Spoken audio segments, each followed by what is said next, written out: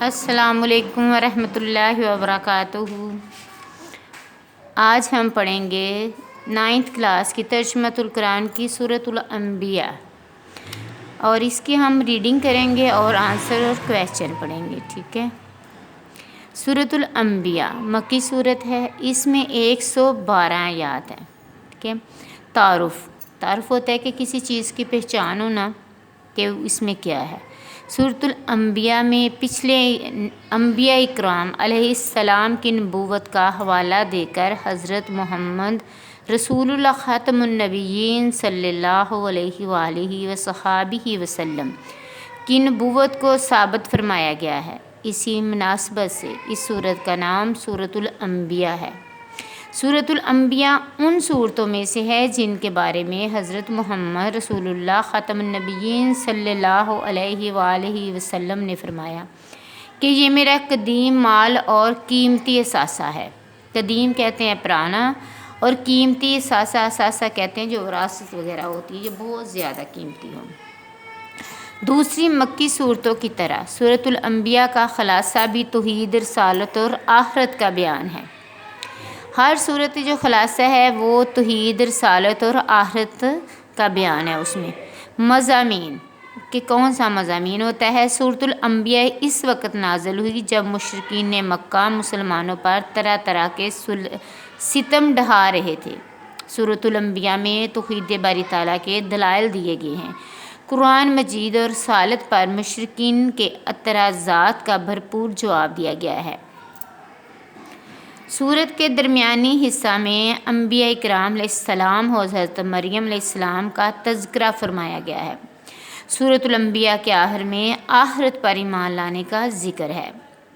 قیامت کے قریب آنے اور دیگر احوال قیامت کا بیان ہے۔ پھر اس حقیقت کا ذکر ہے کہ ثابت قدمی اور اخلاص کے ساتھ نیکی کی راہ پر چلنے والوں کے لیے کامیابی ہے۔ ایسے لوگوں کو آخرت میں کوئی خوف نہ ہوگا۔ ساتھ ہی بتایا گیا ہے کن لوگوں کو بلا خوف نہ ہوگا، ان لوگوں کو جو نیکی کرتے ہیں اور بالکل صراط مستقیم پر چلتے ہیں۔ ساتھ ہی یہ بتایا گیا ہے کہ سرور کائنات حضرت محمد رسول اللہ خاتم النبیین صلی اللہ علیہ وآلہ وسلم کو تمام جہانوں کے لیے سراپا رحمت بنا کر بھیجا گیا ہے۔ سبحان اللہ۔ علمی اور عملی نکات۔ سورۃ الانبیاء کا مطالعہ کرنے سے جو علمی اور عملی نکات معلوم ہوتے ہیں، ان میں سے چند یہ ہیں۔ قیامت کا وقت قریب سے قریب تر ہوتا جا رہا ہے، اس لیے ہمیں اللہ تعالیٰ سے غافل ہو کر زندگی نہیں گزارنی چاہیے۔ جو بات ہم نہیں جانتے وہ ہمیں علم حاصل رکھنے والوں سے پوچھ لینی چاہیے۔ اللہ تعالیٰ نے یہ محض کھیل تماشا کے لیے نہیں بلکہ بامقصد طور پر پیدا فرمائی ہے۔ اللہ تعالیٰ ہمیشہ حق و باطل سے ٹکرا کر باطل کا سر کچل دیتا ہے۔ اس کائنات میں اگر ایک سے زیادہ خدا ہوتے تو زمین اور آسمان میں فساد برپا ہو جاتا۔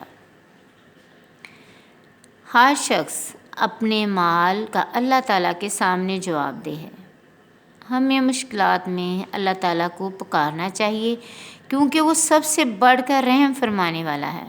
بے شک اہم بات، حضرت آدم علیہ السلام کا لقب ابو البشر ہے۔ بشر کا مطلب ہے آدم، انسان جو ہوتے ہیں وہ بشر ہے۔ ابو کا مطلب ہے کہ ان کا باپ ہے، کیونکہ سب سے پہلے حضرت آدم علیہ السلام بنائے گئے تھے۔ حضرت ابراہیم علیہ السلام کا لقب ہے خلیل اللہ۔ خلیل اللہ کا مطلب ہے اللہ کا دوست۔ حضرت ابراہیم علیہ السلام اللہ تعالیٰ کے دوست ہیں۔ حضرت موسیٰ علیہ السلام کا لقب ہے کلیم اللہ، اس کا مطلب ہے اللہ سے بات کرنے والا۔ حضرت موسیٰ علیہ السلام طور پہاڑ پر اللہ تعالیٰ سے باتیں کرتے تھے۔ حضرت عیسیٰ علیہ السلام کا لقب ہے روح اللہ، اللہ تعالیٰ کی روح۔ یہ بغیر باپ کے پیدا ہوئے تھے اور اس لیے ان کو روح اللہ کا لقب دیا گیا ہے۔ حضرت محمد رسول اللہ خاتم النبیین صلی اللہ علیہ وآلہ وسلم اللہ تعالیٰ کے آخری رسول ہیں۔ حدیث نبوی ہے، تبسمک فی وجہ اخیک لک صدقۃ، تمہارا اپنے مسلمان بھائی کے لیے مسکرانا بھی صدقہ ہے۔ सुबहान अल्लाह, एक छोटा सा सदका है मुस्कुराना। अल्लाह ताला हमें ये सदका अता करने की तौफीक अता फरमाए। आगे आ जाती है सूरतुल अंबिया, तर्जुमा है इसका। अब हम इसके करते हैं बेटा, आगे दुआएं आ जाती हैं, ठीक है। दुआएं हैं, ला इलाहा इल्ला अंता सुबहानक इन्नी कुन्तु मिनज़ ज़ालिमीन, तेरे सिवा कोई मबूद नहीं, तू पाक है, बेशक मैं ही नुकसानकारों में से हूँ। रब्बी ला तज़रनी फ़र्दन व अंता खैरुल वारिसीन, ऐ मेरे रब मुझे तन्हा ना छोड़ और तू सबसे बेहतर वारिस है। बेशक अल्लाह ताला से हमें ये दुआ करनी चाहिए। आगे आ जाता है ज़हीरा अल्फाज, जो अल्फाज होते हैं मुश्किल अल्फाज के जो मीनिंग होते हैं वो है। फ़फ़तक़नाहुमा, फिर हमने उन दोनों को लग किया, अनतमीदा के वो हिलने न लगे, मुअरिज़ूना मुँह मोड़े हुए हैं, अल-खुल्दु हमेशा रहना, खुल्द कहते हैं हमेशा रहने को, युमसिकु वही रोके हुए हैं, नाकिसुहु जिस पर वो चलने वाली हैं, रोतकन मिले हुए, रवासिया पहाड़, सकफन छत, यसबहुना तैर रहे हैं, फितनता आजमाइश, मनसाउन इब्रत का तरीका। अब हम करते हैं मश्क। मश्क में सबसे पहले आ जाता है दुरुस्त जवाब की निशानदही करें, ठीक है। सूरतुल अंबिया को करार दिया गया है कीमती सासा, आँखों की ठंडक, कुरान की जीनत, सूरतों की सरदार, ये है कीमती एहसासा। हज़रत मोहम्मद रसूलुल्लाह ख़ातमुन नबिय्यीन सल्लल्लाहु अलैहि वसल्लम सरापा रहमत हैं। इसका ज़िक्र किस में आया है? सूरत हज में, सूरतुल अंबिया में, सूरत मरियम में कि सूरत ताहा में? इसका आएगा बेसूरत अंबिया में। सूरतुल अंबिया के मुताबिक जो बात मालूम ना हो वो पूछ लेनी चाहिए। किससे पूछना चाहिए? बुज़ुर्गों से, सहाफ़ियों से, दीनदार लोगों से कि अहले इल्म से, अहले इल्म से, क्योंकि वो इल्म रखते हैं। हर शख्स अपने माल का जवाबदार है, असातिज़ा को, पुलिस को, अल्लाह ताला को, बुज़ुर्गों को, अल्लाह ताला को, क्योंकि हर शख्स ने जो माल किया होगा रोज़े महशर वो अल्लाह ताला को जवाबदार है। हमें मुश्किलात में पुकारना चाहिए ताकतवरों को, अल्लाह ताला को, डॉक्टरों को, वालिदैन को, अल्लाह ताला को। सूरत, अब जवाब ये है कि सूरतुल अंबिया को ये नाम क्यों दिया गया।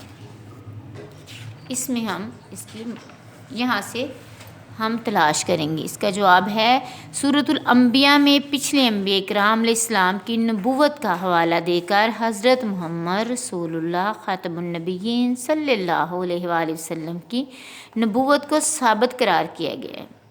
इसी मुनासबत से इसका नाम सूरतुल अंबिया रखा गया है, ठीक है। आगे सूरतुल अंबिया की एक फ़जीलत तहरीर करें कि कौन सी उसकी अहम फ़जीलत है।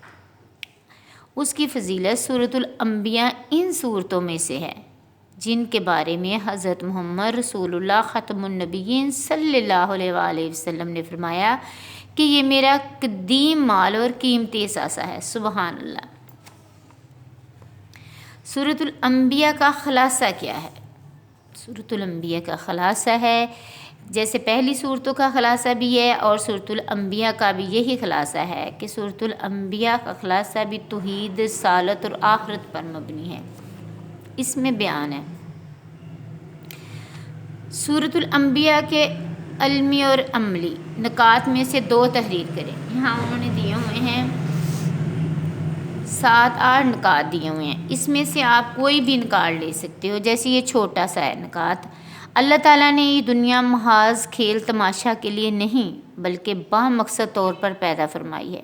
ये कोई मकसद है तो अल्लाह ताला ने फरमाया ना, ये नहीं हम दुनिया में आए हैं यहाँ खेल कूद करके तो हम चले जाएं, ये नहीं है। इसका मकसद कोई है तो अल्लाह ताला ने इसको बनाया हुआ है, ठीक है। उसके बाद आ जाता है इस पूरी कायनात, इस कायनात में अगर एक से ज़्यादा खुदा होते तो ज़मीन और आसमान में फसाद बर्पा हो जाते। ٹھیک ہے، آپ اس میں سے کوئی بھی جو آپ کو بچوں ایزی لگیں وہ آپ اس میں سے پڑھ سکتے ہیں، ٹھیک ہے۔ جیسے ہر شخص اپنے مال کا اللہ تعالیٰ کے سامنے جواب دہ ہے۔ اس کے بعد آ جاتا ہے کہ 5 قرآنی الفاظ کے معنی لکھنے ہیں، ٹھیک ہے۔ یہاں پہ ہم کوئی بھی 5 لکھ سکتے ہیں۔ ان تمیدہ کہ وہ ہلنے نہ لگے، معرضونہ منہ موڑے ہوئے ہیں، رتقن ملے ہوئے، رواسیہ پہاڑ، یسبحون تیر رہے ہیں، فتنتا آزمائش ہے۔ اس کے بعد آ جاتا ہے کہ با محاورہ ترجمہ کریں۔ یہ ہم اپنی اس صورت میں جو ہمیں سورۃ الانبیاء ہے اس میں سے یہ تلاش کرنا ہے۔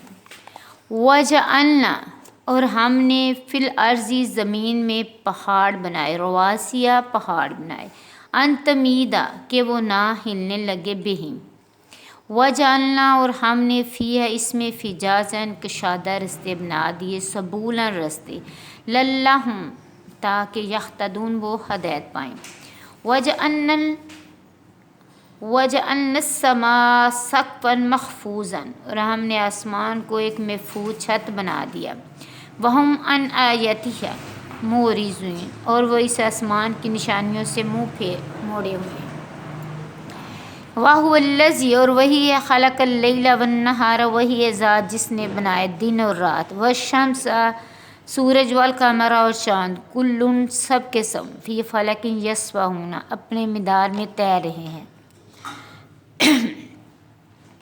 وما جعلنا لبشر من قبلک الخلد اور ہم نے آپ سے پہلے بھی کسی انسان کو ابدی زندگی نہیں دی۔ ابدی کیا ہے؟ ہمیشہ والی زندگی جو ہوتی ہے۔ افإن مت فهم الخالدون اور اگر آپ انتقال فرما جائے تو کیا یہ ہمیشہ رہنے والے ہیں؟ کل نفس ذائقۃ الموت ہر جان نے موت کا مزہ چکھنا ہے۔ وَنَبْلُوکُم بِالشَّرِّ وَالْخَيْرِ فِتْنَةً اور تمہیں برائی اور بھلائی میں آزمائش کے لیے مبتلا کرتے ہیں، وَإِلَيْنَا تُرْجَعُونَ اور تم ہماری ہی طرف لوٹائے جاؤ۔ یہ میرا بیٹا ترجمہ ہے۔ باقی اللہ تعالیٰ اس کو پڑھ کے ہمیں یاد کرنے اور عمل کرنے کی توفیق عطا فرمائے، کیونکہ جو ہم صورتیں پڑھتے ہیں اس میں ہمیں جنت کی خوشخبری بھی دی جاتی ہے، جہنم میں بھی ڈرایا جاتا ہے، اور ہماری دنیا اور آخرت اسی میں اللہ تعالیٰ نے بنائی ہے۔ قرآن پاک میں ہر لفظ جو ہے وہ ہمیں بہتری کی طرف لے کے جاتا ہے، ہدایت کی طرف لے کے جاتا ہے، اور انشاءاللہ ہمیشہ اللہ تعالیٰ سے ہدایت کا ہی مطالبہ کرنا چاہیے۔ باقی جب بھی آپ قرآن پاک پڑھیں، ربی اشرح لی صدری ویسر لی امری دعا پڑھا کریں۔ اللہ تعالیٰ آپ کو علم و ایمان کی دولت سے ہمیشہ مالا مال رکھیں۔ فی امان اللہ۔